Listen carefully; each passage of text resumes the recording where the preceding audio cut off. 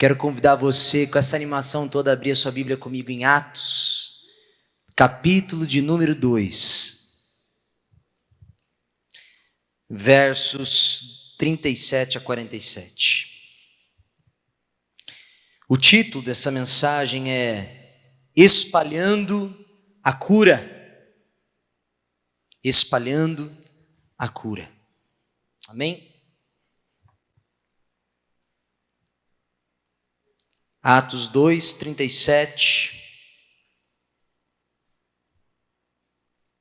A Bíblia diz o seguinte: quando ouviram isso, ficaram muito comovidos e perguntaram a Pedro e aos demais apóstolos: que faremos, irmãos? Pedro respondeu: arrependam-se e cada um de vocês seja batizado em nome de Jesus Cristo para a remissão dos seus pecados, e vocês receberão o dom do Espírito Santo, porque a promessa é para vocês e para os seus filhos e para todos os que ainda estão longe, isto é, para todos aqueles que o Senhor nosso Deus chamar. Com muitas outras palavras deu testemunho e exortava-os dizendo: salvem-se desta geração perversa. Então os que aceitaram a palavra de Pedro foram batizados, havendo um acréscimo naquele dia de quase 3.000 pessoas, e perseveravam na doutrina dos apóstolos, na comunhão, no partir do pão e nas orações.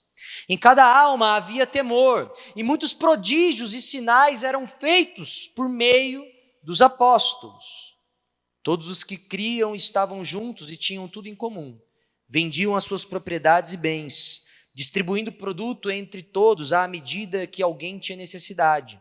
Diariamente perseveravam unânimes no templo, partiam pão de casa em casa e tomavam as suas refeições com alegria e singeleza de coração, louvando a Deus e contando com a simpatia de todo o povo. Enquanto isso, o Senhor lhes acrescentava dia a dia os que iam sendo salvos. Senhor, esta é a tua palavra. Nós clamamos para que teu Santo Espírito ministre o nosso coração através dela. Pai, eu me lanço em teus braços, dependo totalmente de ti. Limitado como sou, perdoa as minhas falhas, ajuda-me nessa hora, que eu possa ser instrumento de bênção e que possamos ser ministrados muito além daquilo que eu vou falar.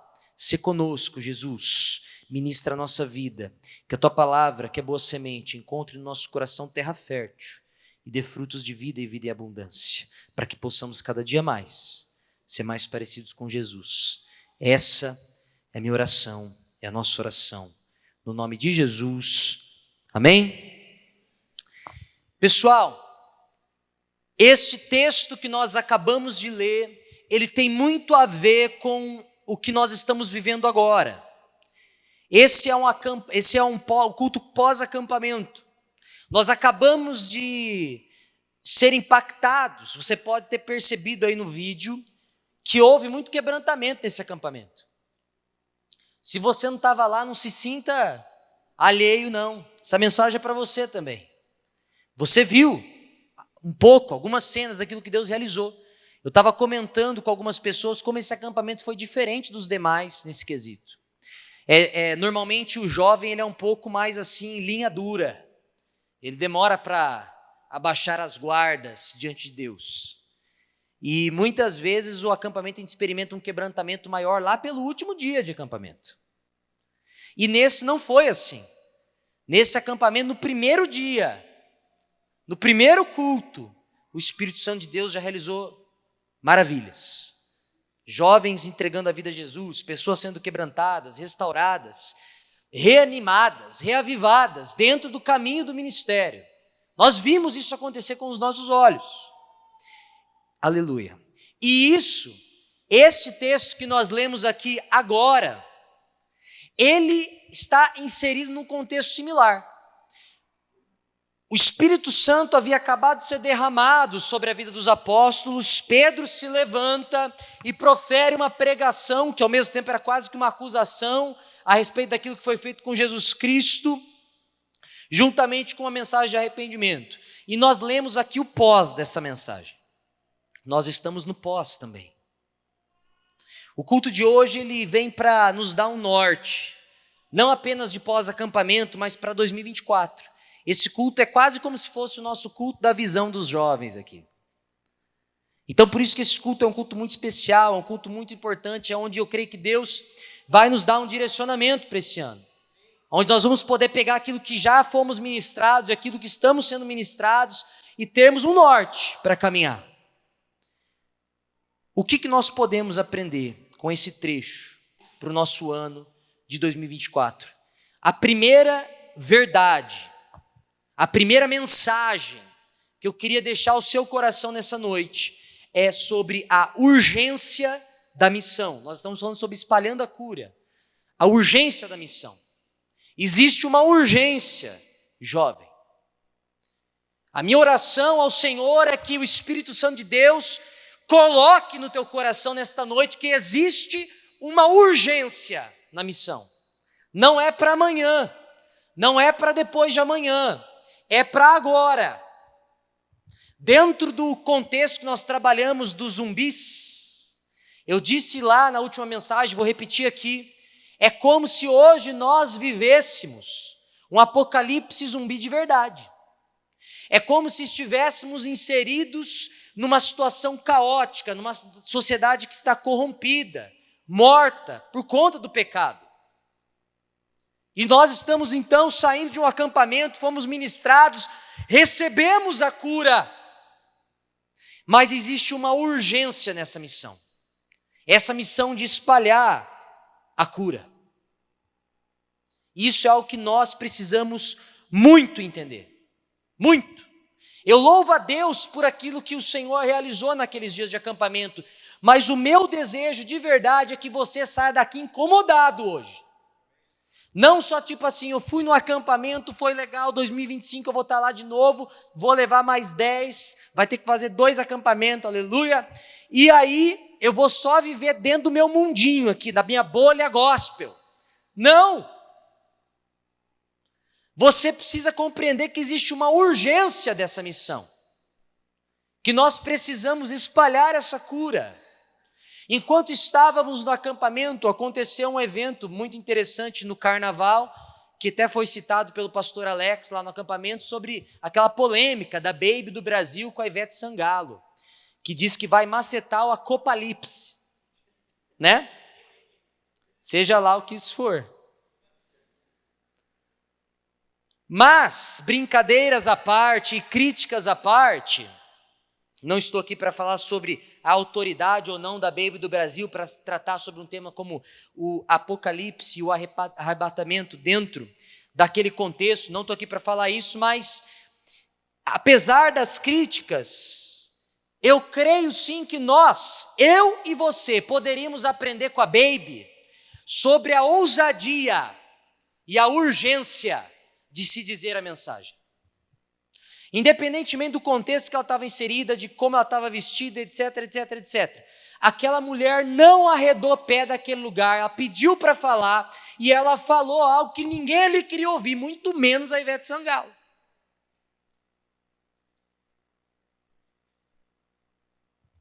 Será que há no nosso coração essa mesma urgência? A ponto de nós não arredarmos pé de onde nós estivermos para falar da mensagem de Deus? Certa vez eu ouvi um exemplo de um pastor dizendo que pregar o evangelho a alguém é a mesma coisa que avisar a uma pessoa que você ama. Imagina que essa pessoa está dentro de uma casa, essa casa está pegando fogo e prestes a desabar. E você vai falar para essa pessoa. Digamos que essa pessoa está dentro dessa casa em chamas e ela não percebeu por algum motivo que essa casa está em chamas e que ela está prestes a desabar. Talvez porque ela esteja cega. Como que você falaria? Eu duvido muito que você pensaria em 1001 estratégias, desenharia num bloco de notas, colocaria no seu Apple Notes, mandaria para o seu amigo, pediria uma sugestão de brainstorm, voltaria com uma minuta, falaria com outra pessoa para ver qual que é a melhor aplicação dessa ideia. E aí então virasse para aquela pessoa e falasse por obséquio. Seria possível você dar 3 passos à frente, quem sabe 4, pois a casa está prestes a desmoronar sobre a sua cabeça. Não. Você ia olhar para os olhos daquela pessoa que você ama e dizer: sai daí agora!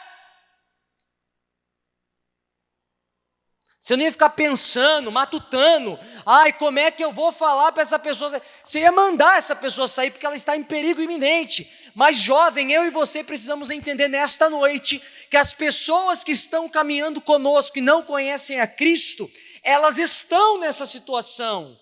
Mas nós estamos como que no primeiro exemplo. Nós estamos escrevendo nosso Apple Notes. Nós estamos pedindo reuniões de brainstorm.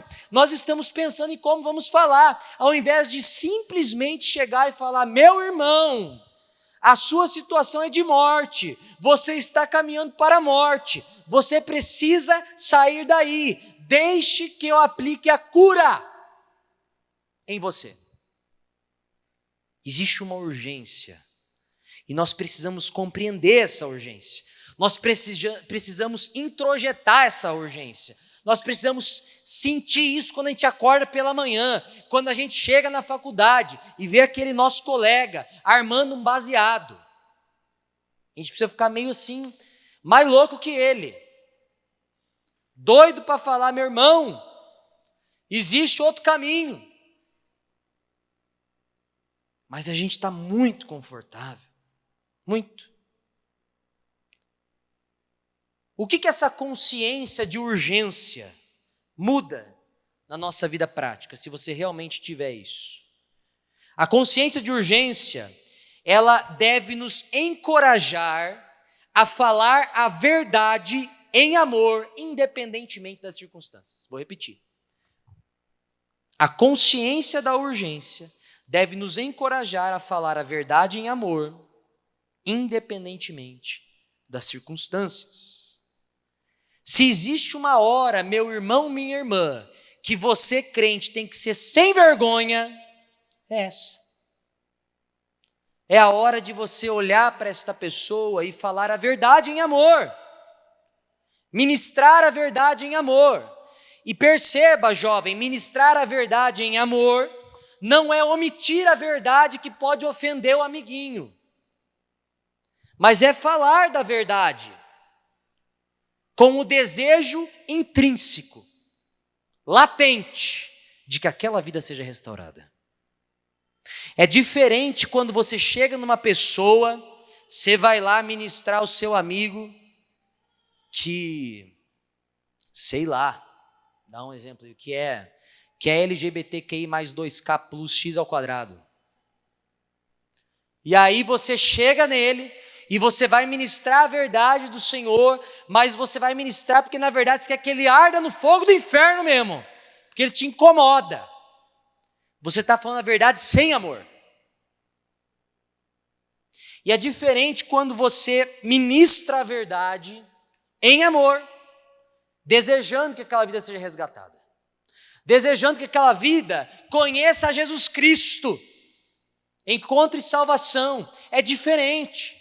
A postura é diferente, o tom de voz é diferente, como você fala, e o Espírito Santo de Deus há de inspirar você para falar o que você tem que falar na hora.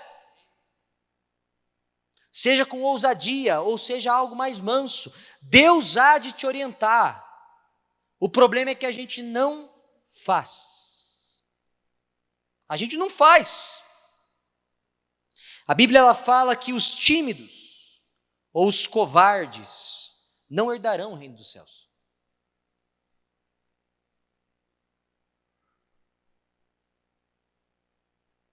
A gente precisa ouvir isso, a gente precisa entender isso. Deus está chamando homens e mulheres corajosos, que vão testemunhar e pregar a verdade em amor. A consciência da urgência gera isso. Se você vê alguém que você ama, igual um zumbi, doente, morto, você tem a cura nas mãos, você não vai fazer de tudo para aplicar o quanto antes? Eu tenho certeza que enquanto eu estou ministrando isso aqui, você está lembrando de pessoas aí. Você está lembrando de primos. Você está lembrando de amigos, colegas de trabalho, que estão mais perdidos que seguem tiroteio. Isso é muito sério, pessoal. Eu tenho um testemunho na minha vida que eu aprendi da pior forma isso. Espero que ninguém aqui passe por isso, mas eu aprendi da pior forma do mundo, que é necessário urgência. Foi lá no acampamento, eu contei a história do falecimento do meu irmão, mas por incrível que pareça, o luto que mais mexeu com a minha vida, de impactar mesmo, foi quando uma melhor amiga minha tirou a própria vida.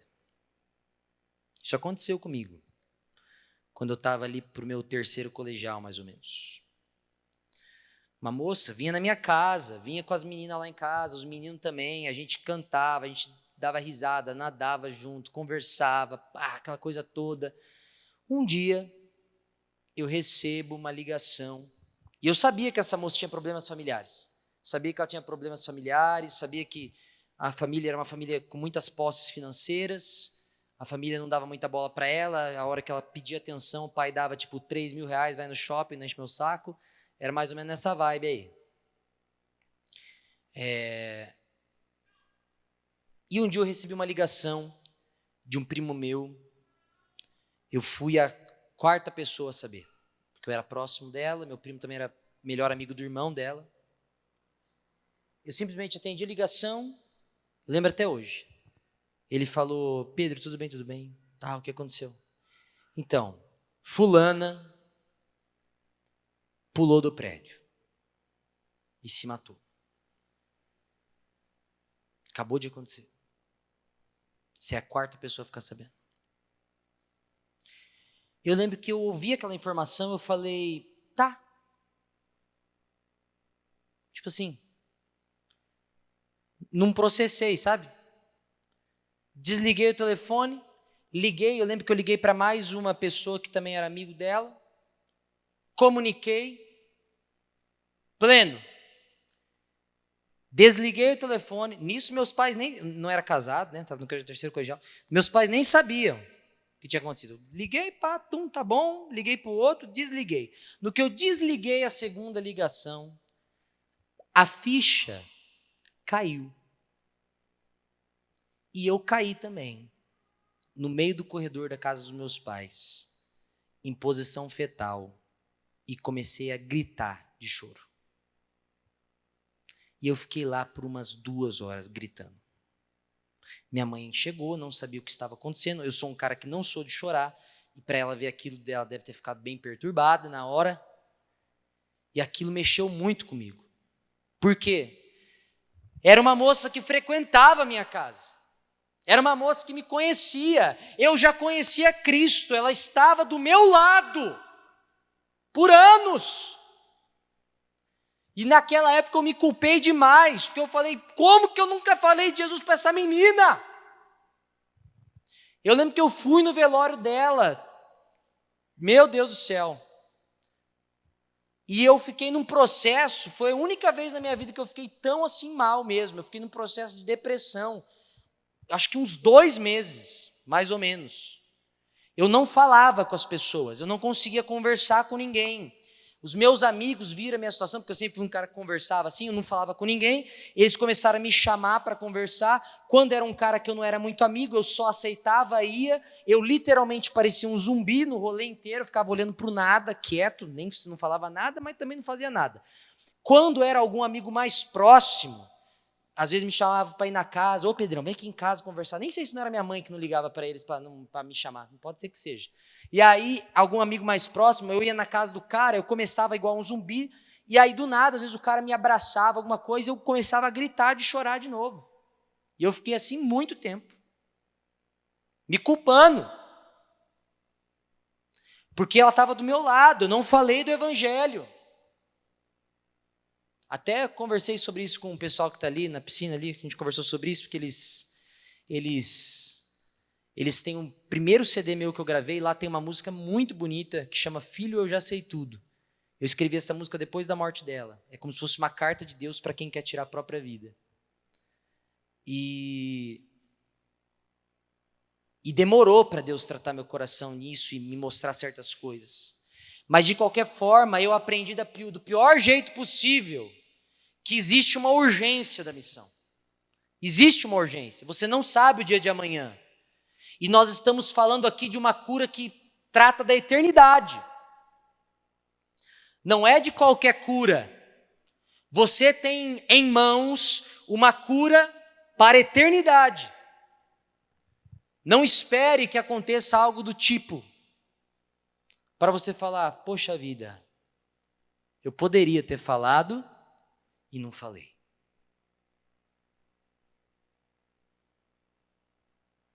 Para você ver como isso é sério, esses dias eu vi um post de uma moça, não vou citar nomes aqui, mas eu vi um post de uma moça que já foi desta igreja, já foi desses jovens, e ela postou uma foto com outra moça, talvez alguns aqui conheçam e tenham visto esse post.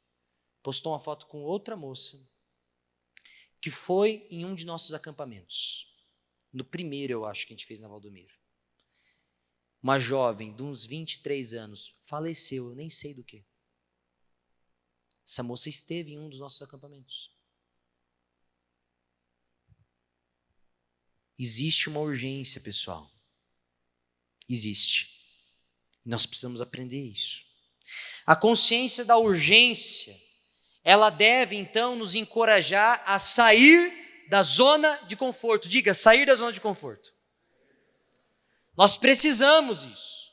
Imagina só que você está dentro do apocalipse zumbi. A galera fez a cura lá. Vocês têm a cura dentro do complexo lá de segurança. Mas daí todo mundo fala, não, está muito de boa aqui. Vamos ficar aqui mesmo. Deixa aí. Deixa o negócio guardado aí, vamos ficar na zona de conforto. A gente aproveita o nosso fim dos tempos aqui nesses 30 mil metros quadrados. E tá bom. Pode parecer ridícula essa ideia, mas é o que muitas vezes nós fazemos. Olha a sua volta. Gente, de verdade, olha rapidinho a sua volta aí. Poucos lugares em Londrina tem jovens nesse número reunido aqui hoje. Não sei se tem algum lugar, mas se tiver, são poucos. Deus já está fazendo algo aqui. Nós precisamos crer que Deus é poderoso para fazer mais. E Deus quer usar você. Deus quer enviar você. Deus quer falar, filho, você está cheio, transbordante, saiu do acampamento. Você saiu lá todo cheio do fogo. Até pastor assembleia tinha, apesar de que eu estava muito mais assembleano do que o pastor nesse vídeo aí. Quero deixar esse parênteses. Mas e aí, o que você vai fazer com esse fogo todo? Bem que a gente podia começar um incêndio em Londrina, né? Amém. Uma pessoa entendeu o que eu quis dizer. Aleluia! Glória a Deus. A situação, se nós ficássemos na zona de conforto, só ia piorar. O apocalipse zumbi só ia piorar. A Bíblia nos ensina que nós somos sal da terra, luz do mundo. Nós precisamos invadir esses lugares. Nós precisamos ir além. Nós estamos aqui para incomodar o status quo do mundo. É para isso que eu e você estamos aqui. Não apenas para conservar, para que Deus não solte a sua mão e desça a peia em todo mundo aqui. Mas para que nós possamos incomodar, avançar, crescer. Glória a Deus porque estamos fazendo isso. Hoje eu tive o prazer, postei lá no grupo dos jovens até, comemoramos aí uma multiplicação dupla, dentro da mesma supervisão, no mesmo dia, do Ronaldão aqui, do Pedro esse aqui, o Golias que deu certo. A galera aí, o Johnny, o Serginho que vai assumir liderança, Deus está fazendo, Deus está movendo, a gente tinha quase 50 jovens, né? 50 jovens, só em 2 células ali, eu falei, tá errado, né? Podia ser 5 células, né? Tem 4 agora, né? Mas você está entendendo o que eu estou querendo dizer, jovem? A gente parece que esqueceu que ao nosso lado, ou em nós, está o Deus Todo-Poderoso. E Deus pode fazer muito mais do que nós imaginamos. Nós não precisamos nos acovardar. Nós temos tudo para avançar. Nós temos tudo para ir em frente. Eu quero te desafiar a olhar para a sua vida hoje, jovem. Hoje, agora. Eu quero te desafiar a você olhar para você mesmo e encontrar alguma área da tua vida que você precisa sair do status quo. Alguma área da tua vida que você precisa sair da zona de conforto. Alguma área que não está legal. E se você não tem nenhuma área, você pode vir aqui pegar o microfone, que é melhor você do que eu aqui, então. Porque se você está 100% em tudo, meu irmão, você é o cara, você é o bichão mesmo, hein? Eu quero convidar você, olha para a tua vida. O que na tua história, o que na tua caminhada, o que na tua vida, você está muito na zona de conforto, você pode avançar, você pode tomar uma atitude. Faça isso, tome essa decisão hoje, para a honra e glória do Senhor. Talvez você ouve tudo isso e fala, pastor, mas eu não me sinto preparado para espalhar essa cura. O que a Bíblia nos ensina sobre isso? E aqui é a segunda verdade. Você já tem tudo o que você precisa. Você já tem tudo o que você precisa. Nós precisamos de uma vez por todas quebrar essa falácia que fala, eu não tenho o que eu preciso para evangelizar. Meu Deus, hoje orando na multiplicação lá pelo Serginho e pelo John, não sei nem se eles prestaram atenção nisso, espero que sim. Mas a gente orando lá, eu com as mãos sobre eles, eu falei, Pai, eu te agradeço, porque eles estão se colocando à disposição, eles não estão prontos para isso. Mas eles aceitaram mesmo assim. E o Senhor vai capacitar. Ou você acha mesmo que Pedro, um homem iletrado, pescador, o evangelho de Marcos foi ditado por Pedro porque ele não sabia escrever? Você acha mesmo que esse homem era o cara capacitado? O cara era mais louco que o Long. No meio do rolê lá que os caras foram pegar Jesus, ele arrancou uma espada e cortou a orelha do Malco lá. O Long ainda está comportadinho, vacinado. Ele não cortou ninguém lá, cortou dessa vez? Entendeu? Só passou vontade, mas a tentação não é pecado. A tentação não é pecado. Cortou? Ai, Jesus.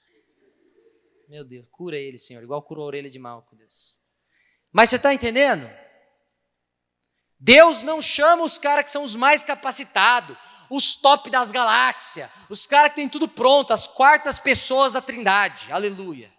Não, Deus chama os negros quebrados igual nós. Você está entendendo?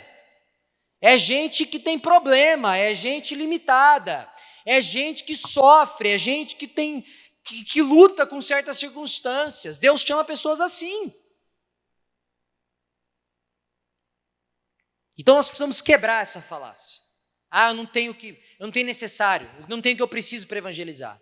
Em primeiro lugar, Pedro ele se levantou nesse texto que nós lemos e ele fala da pessoa de Jesus Cristo e da obra que ele realizou. Ou seja, Pedro está falando sobre Jesus.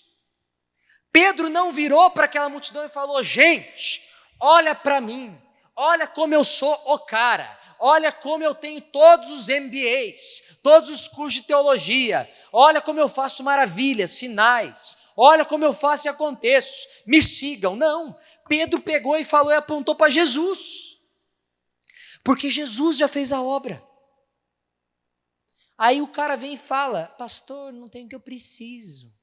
Como se o cara tivesse que fazer algo para acrescentar na obra de Jesus.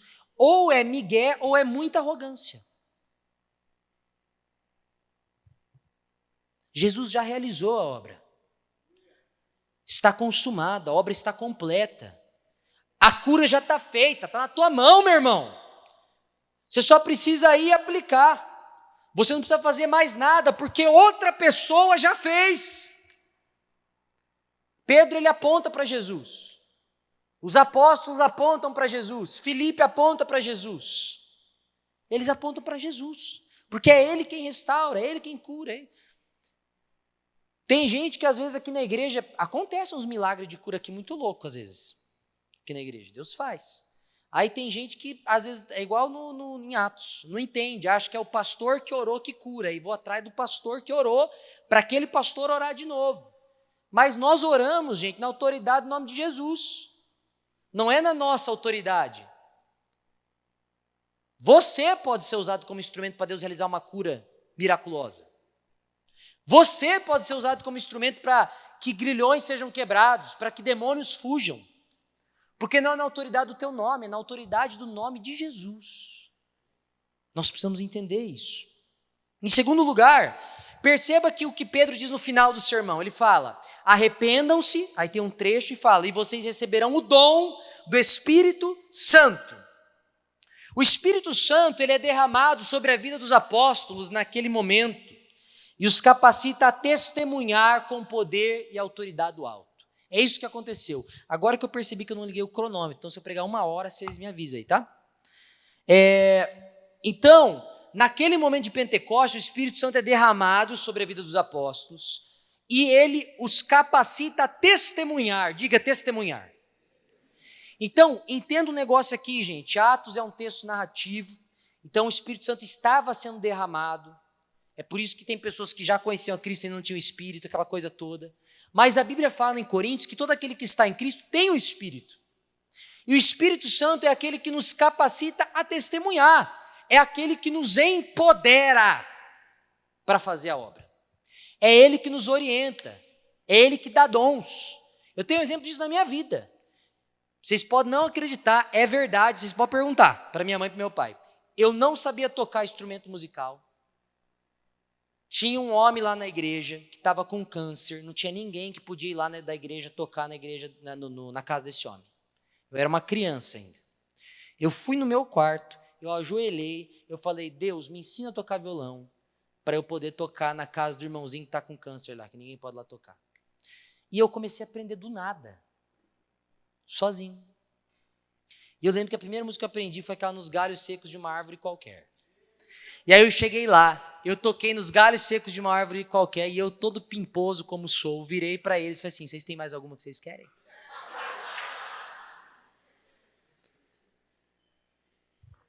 Ainda bem que eles não pediram. E aí aconteceu... Oi? Oh, meu Deus. E aconteceu outra coisa depois. Outra. Que é o quê? Eu não sabia cantar também. Tem mais essa. Eu era desafinado, Ronaldo. Não igual você, assim. Você canta afinadinho. Eu era desafinado mesmo. Você fez? Então, foi isso que aconteceu comigo.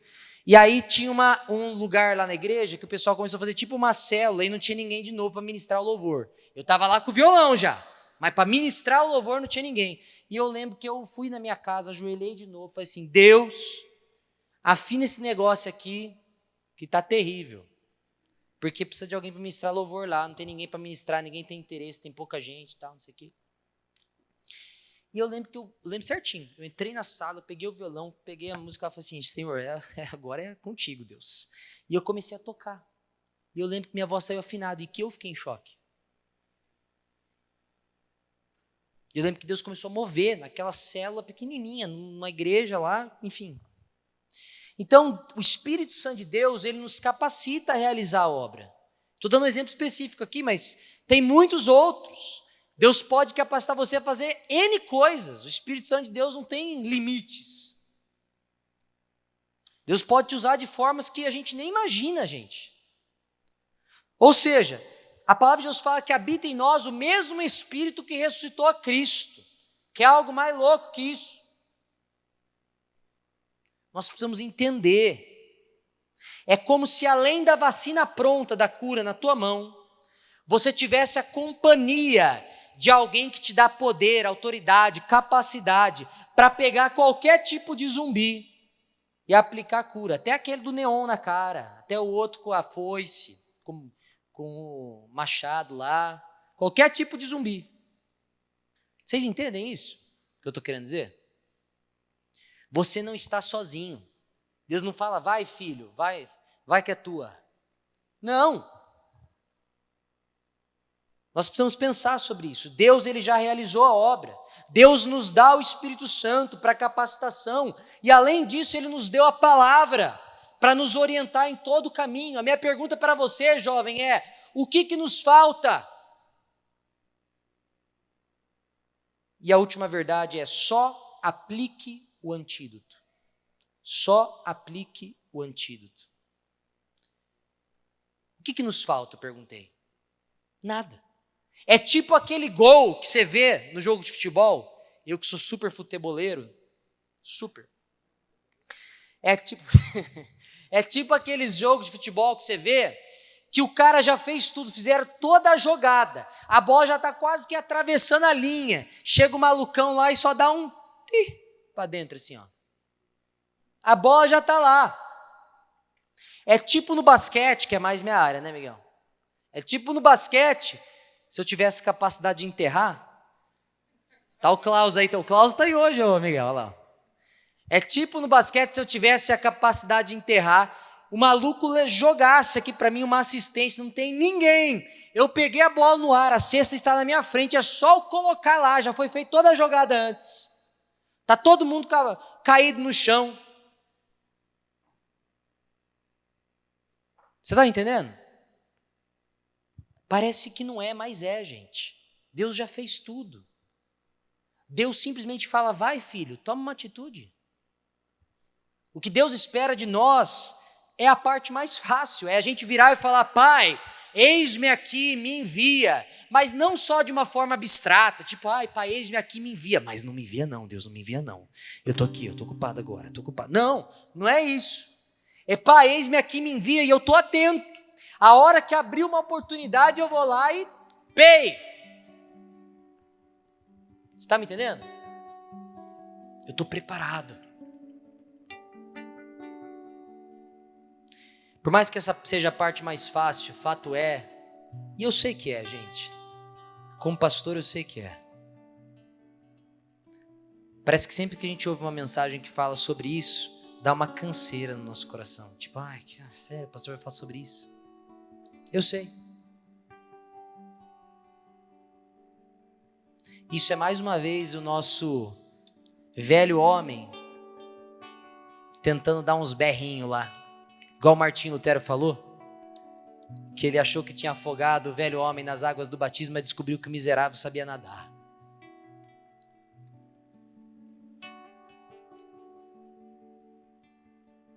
O diabo não quer que você ouça essa mensagem que eu estou falando aqui hoje.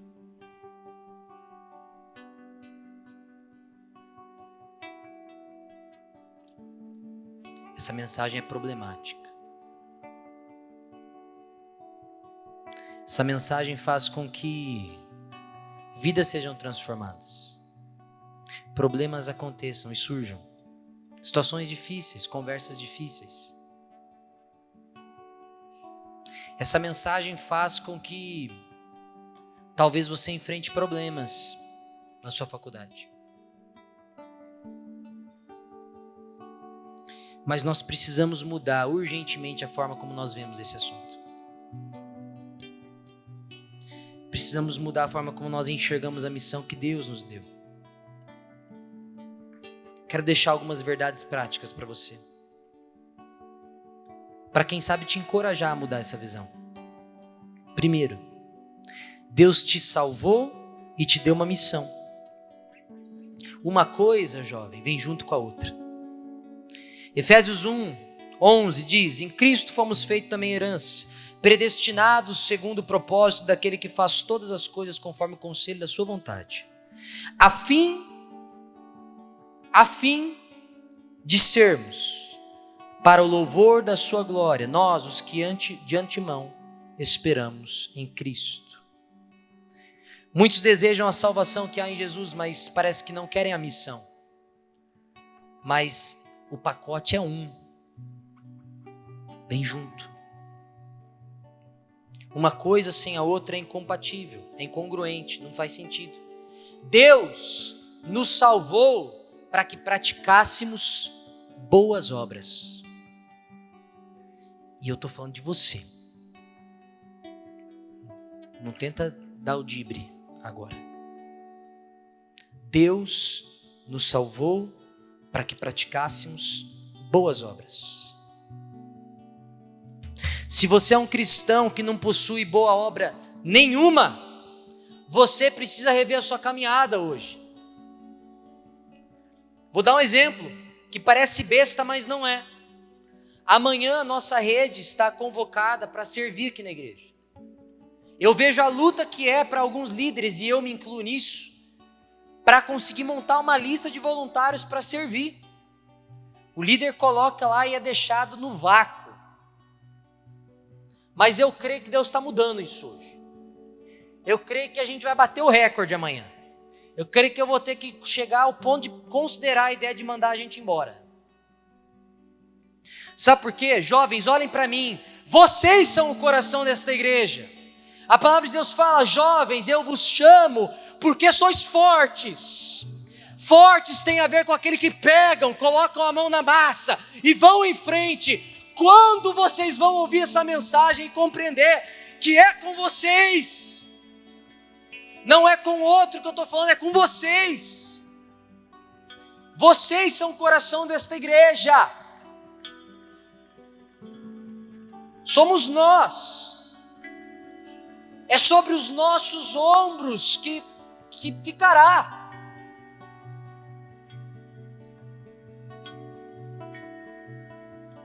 É com vocês. Reveja. Se você é um cristão que não participa de nada, não serve em nada, tá lá a lista do quilo do amor, nunca veio servir no quilo do amor, tá lá a lista para o espaço de comunhão, nunca veio, lista para evangelismo, nunca vai. Meu Deus, irmão, tá na hora de mudar. Hoje você vai ter a oportunidade de fazer isso, daqui a pouco, com os líderes. Outra, nós somos portadores das boas novas. Será que você não tem vontade de compartilhar uma boa notícia? É uma boa notícia, você carrega a melhor mensagem do mundo. Sabe aquela sensação alegre de você chegar para a pessoa que você ama e falar: meu, você não sabe o que aconteceu, super legal. Aconteceu isso. Cara, você não sabe a banda que eu encontrei no Spotify, ó que massa essa música. Agora você tem a melhor boa notícia do mundo. Você está indo para a morte, mas existe um caminho de vida. Existe propósito, jovem, para a sua vida. E aí você não vai ter vontade de compartilhar isso? Nós precisamos compreender que a mensagem que nós levamos é a melhor boa notícia que alguém pode ouvir. Existe também outra coisa que pode te encorajar, que é a gratificação de ser um instrumento de cura. Assim como um violão encontra o seu propósito quando ele está sendo tocado por um músico. Porque se o Miguel não estivesse aqui, é só um pedaço de madeira com umas cordinhas de ferro no meio. Não faz nada, não presta para nada. Podia ser um peso de papel. E para ser peso de papel, alguém ia ter que pegar e colocar em cima aí. Porque também, senão nem para isso presta. Assim como esse violão encontra propósito quando ele pega para tocar. Nós vamos encontrar o nosso propósito quando nós nos deixarmos ser tocados pelo Senhor. Quando nós permitirmos que Deus nos use como instrumentos de cura. E falando sobre ser um instrumento, dentro daquela analogia do apocalipse zumbi, Deus está levantando um exército para aplicar essa cura e cada um vai ter uma função. Não vai ser tudo igual. Não vai ser um exército de médicos, um exército só de soldados. Não, vai ter médico, vai ter soldado, vai ter a tia da limpeza, vai ter o cara que faz a comida, vai ter o cara que cuida da saúde mental dos caras que já foram. Vai ter um monte de função diferente. Deus tem uma função para cada um. E é aqui que você vai ter uma oportunidade hoje. Eu falei que hoje é como se fosse o culto da visão, né? Daqui a pouco, os nossos líderes ministeriais estarão ali no fundo. Não sei se vai ser bem ali no fundo, acho que vai ser ali no fundo, né? A gente vê, daqui a pouco, se vai ser ali no fundo ou aqui na frente. Mas os líderes ministeriais estarão aqui à disposição. Por quê? Hoje é uma noite onde você vai poder procurar cada um deles e falar, por exemplo, Cris, eu quero servir no ministério de eventos. Eu quero integrar essa equipe. Eu quero ajudar. Ou quem sabe falar, ô Bruna, eu trabalho com design, eu sei tirar umas fotos. Ou então não sei, mas eu quero aprender. Eu quero entrar na mídia. Ou então, Lucas, eu vou fazer aquela oração do pastor Pedro da afinação e quero entrar no ministério de louvor. Aleluia. Pode ser, não sei. Mas hoje é a noite onde você vai poder fazer isso. Você vai poder procurar cada um deles. Essa é a noite para você fazer isso. Saiba que quando nós assumimos uma posição, quando nós tomamos atitude, o último verso que nós lemos toma vida.